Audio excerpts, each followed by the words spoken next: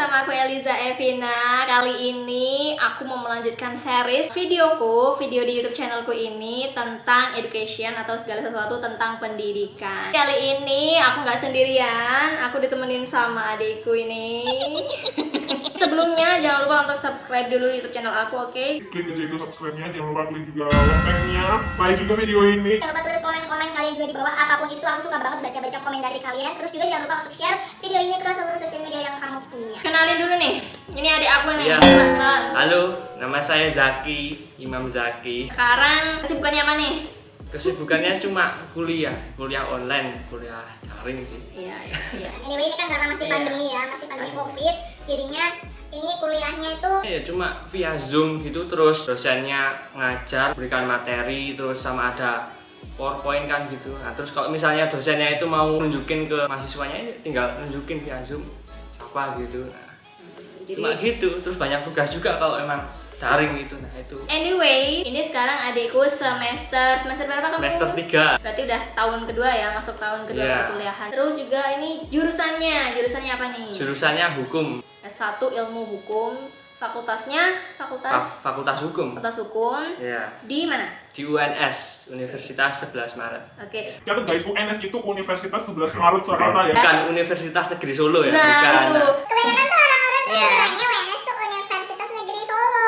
Awal mula bisa kuliah di UNS, terus ambil hukum itu gimana? Dulu itu kan pas kelas 3 itu kan ada beberapa jalur untuk masuk kuliah tuh. Nah, yang pertama itu ada jalur SNMPTN, itu yang untuk S1 ya. Terus yang kedua itu ada jalur SBMPTN.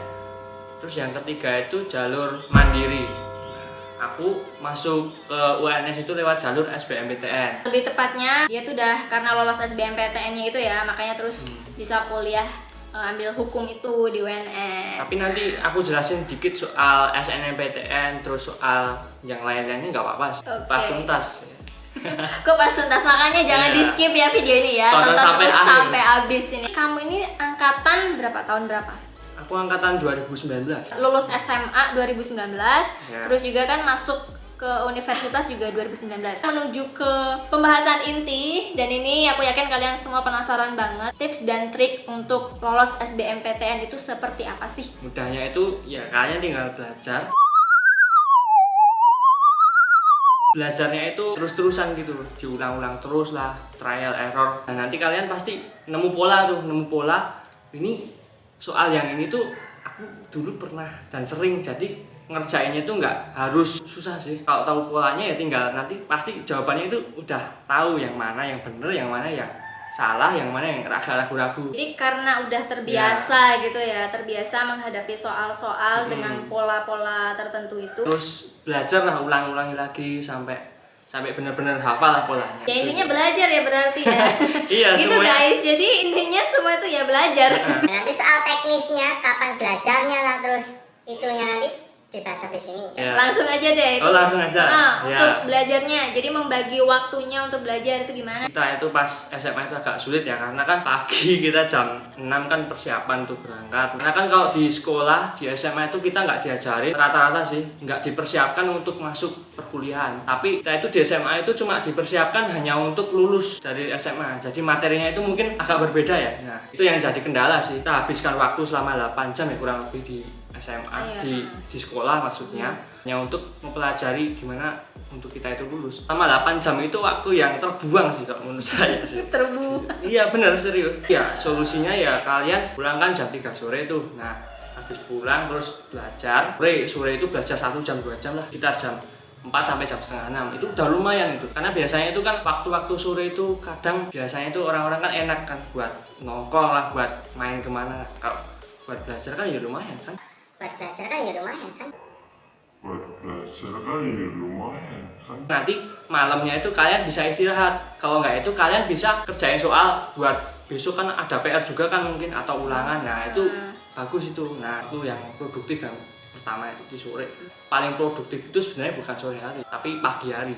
pagi sebelum kalian berangkat sekolah. Nah itu yang kedua, waktu terbaik yang kedua. Waktu yang sebenarnya ya luang gitu kan, itu Ya. dimaksimalkan untuk belajar. Ya. Prioritasnya sih kalau nggak pagi ya sore tuh ya, Sore, untuk ya. waktu efektif Waktu belajarnya efektif. gitu ya. Tapi ya tergantung kalian juga sih. Tapi Tergantung. jangan lupa untuk istirahat juga ya, karena itu Iya. ngaruh ya. Iya, soalnya. tapi kalau menurut saya sih istirahat sedikit cukup sih. Yang penting itu kalian tuh belajarnya itu cukup belajar santai, nggak usah terlalu serius. Kalau terlalu serius itu nanti energi kalian tuh terbuang, terus nanti lupa, ujung-ujungnya lupa. Saya kasih tips waktu belajar paling bener-bener nyantol lah. Jangan habis maghrib atau habis jam 6, jangan habis sisa juga sih.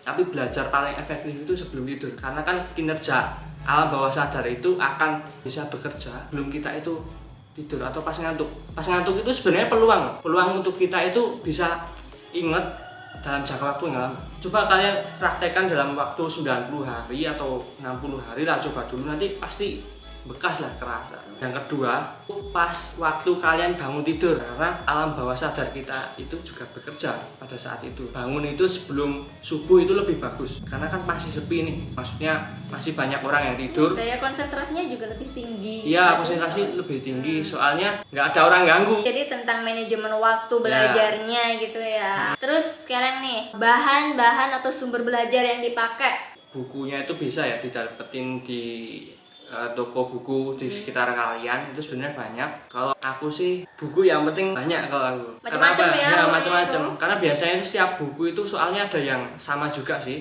tapi rata-rata ada juga yang beda. Belajar dari buku A. Nah, kita kan punya buku lagi tuh. Nah, coba kita buka soal yang di buku B itu. Mungkin ada soal yang polanya itu sama tapi jawabannya beda. Nah, kita kan nggak perlu, kita kan jadi pengalaman antara soal A dan soal B, terus nanti ada buku lagi, buku C.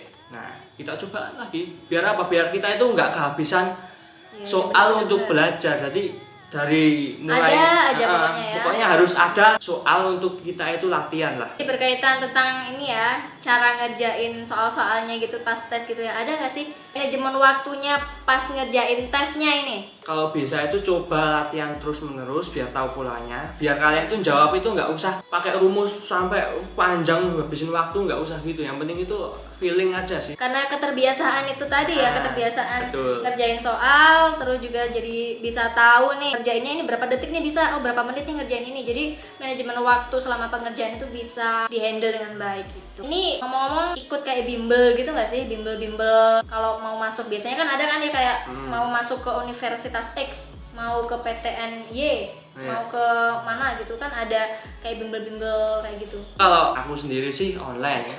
Oh jadi kayak bimbel online gitu ya, boleh sebut nggak sih apa? Itu ada Zenius, ada Kuiper, satu lagi ada apa ya, lupa.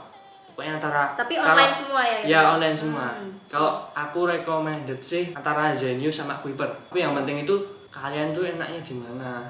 Oh kenyamanan, Kenyamanan, guys. karena Nyamannya kan itu di mana gitu. Tiap perusahaan antara Kuiper dan Zenius itu kan punya ciri khas masing-masing tuh, mulai dari warnanya, cara penyampaiannya, tips trik ngerjain tercepatnya gimana. Jadi adekku nih sama sekali nggak ikut bimbel offline kayak let's say Neutron, terus GO, terus apa sih Primagama, ya yang gitu-gitulah itu sama sekali adekku nggak ikut. Terus kan ada juga tuh yang teman-teman mungkin ikut bimbel banyak, harapannya itu bisa dapet ilmu banyak. Itu menurut saya itu cara cara terbodoh lah kalau menurut saya, karena fokus itu lebih baik daripada banyak tapi malah nggak efektif. Karena overwhelming guys, ya kan, kayak penuh banget kan di mana-mana terus diikutin malah jadi nggak fokus gitu, malah jadi kayak capek sendiri, energinya udah habis duluan. Oh iya, bagian timingnya, timing ngerjain. Untuk waktu sih dulu kan ada dua bagian tipe soal, ada TPS, tes potensi skolastik, sama TKA kalau nggak salah, tes. Yang TKA itu yang Saintek atau yang Sosum. Kalau yang tahun 2020 karena pandemi Covid itu cuma ada yang TPS saja. Jadi untuk Saintek sama Sosum itu tahun 2020 tidak ada. Untuk kalian besok tahun 2021 TPS, KA yang Saintek Sosum itu kemungkinan ada, karena mungkin kan untuk pandemi kan udah berkurang tuh. Ya mungkin akan kembali ke normal. Hampir seperti tahun 2019 pembagian waktunya. Di TPS itu kan ada bahasa Inggris, ada bahasa Indonesia, ada matematika, terus ada penalaran. Semuanya itu dapat dapat dari kalian IPS atau IPA itu semuanya dapat. Dan itu waktunya itu mepet. Penalaran umum tuh itu 35 menit dengan jumlah soal 20. Satu soal tuh kemungkinan cuma 1 menit. Yang kedua itu matematika dasar 25 menit itu 20 soal. Ketiga itu ada bahasa Indonesia. Kalau bahasa Indonesia sih cenderung Kalau panjang. cerita panjang, terus nanti biasanya suruh ngambil ini ya kayak ide pokok. Iya, bahasa Inggris juga sama soal cerita gitu. Itu masing-masing ya antara 25 menit sampai 35 menit. Itu 20 soal. Satu TPS itu ada 80 soal. Ada nggak sih soal yang tersulit menurut kamu nih? Ada kali ya? Pasti ada banyak. Kita harus tahu lah kelebihan dan kekurangannya dalam mengerjakan soal itu yang dimana. Karena apa? Karena ya lagi-lagi soal waktu. Nah kalau misal kalian itu nggak begitu paham di bidang X misalnya, ya udah kalian nggak usah pelajari itu sampai detail, cukup tahu aja. Terus pas ngerjain terakhir. Apa nih? Berapa lama sih? Berapa lama? Ikut tryout ini? Oh, berapa lama persiapan belajar? Dari itu. Lanjut nih, berapa lama persiapan belajarnya ya maksudnya itu berapa lama? 1 tahun. 1 tahun dari awal kelas 3 itu sudah mulai. Dari saya bulan Juli, bulan Oktober itu mulai belajar yang online tadi itu kan. Nah, dalam 1 bulan itu saya bisa nyelesain 10 bab dari 4 mata pelajaran. Bulan Oktober itu aku buat target tuh. Selambat-lambatnya itu Januari materi semua selesai dan saya paham untuk bisa ngerjain SBMPTN. Tuh berarti dalam waktu berapa bulan tuh? Oktober, November, Desember, Januari. Sekitar 3 bulan 3 sampai 4 bulan. bulan. Itu target saya dan itu alhamdulillah tercapai. Bahkan tercapai itu akhir Desember itu udah selesai. Pasang Buat target, terus juga disiplin waktu, Ya, disiplin itu waktu bener. belajar gitu. Makanya bisa terpenuhi tadi ya. Ngomong-ngomong nih tadi kan bilang lintas jurusan. Emang dulu jurusannya apa SMA? Jurusannya IPA. Kenapa SMA ambil jurusannya IPA, tapi begitu mau ngelanjutin itu ambilnya soshum, Iya. IPS hukum. Kalau dari yang IPA ke IPS itu cenderung apa ya, mudah sih kalau menurut saya, karena kalau menurut saya loh nggak ada rumus-rumus lagi kan, cuman kalian baca terus Tapi bacanya banyak.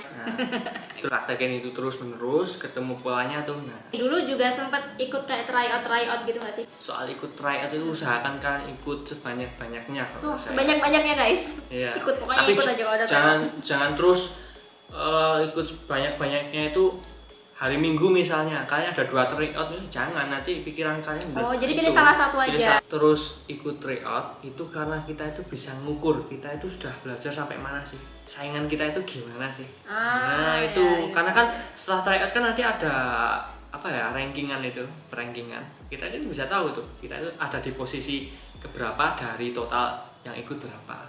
Biasanya itu kan sekali tryout tuh yang offline itu yang ikut itu sampai apa ya, 300-an lah, 300 siswa, 300-400. Nah itu kan kalian bisa ngukur nih, kalau misal kalian di daerah kalian itu kalian bisa dapat apa ya, dapat 50 besar, itu kalian berarti emang bener-bener apa ya, cocok untuk di univ yang ini misalnya yang paling tinggi. Nah kalau misal kalian 100 besar itu kalian cocok di univ yang kelas 2 misalnya, terus yang kelas 3, kelas 4 dan seterusnya. Jadi itu, udah tahu ada gambarannya gitu ya. gambaran, nanti ke jadi depannya gimana. pas waktu SBMPTN, nah itu kalian udah berani, udah santai-santai aja gitu. Ya, Iya. oke deh. I think it's enough guys. Itu tadi udah kita ulik secara lengkap gitu ya. Udah tanya jawabnya, udah obrolan-obrolan kita ini tadi tentang SBMPTN. Dan buat kalian yang mau ikut SBMPTN tahun 2021 semoga lancar dan Amin. semoga tips and trick yang udah kita share ini berguna buat kalian. Jangan lupa untuk dipraktekkan. Terus juga apa ya? Semoga kalian masuk ke kampus impian kalian. Itu dia. Amin. Amin. Oke, sampai sini dulu guys video dari kita. Semoga membantu, semoga bermanfaat. Jangan lupa untuk like, terus komen-komen di bawah, share, dan juga untuk subscribe ke channel aku. Makasih banget udah nonton guys. See you on my next video. Dadah. Dadah.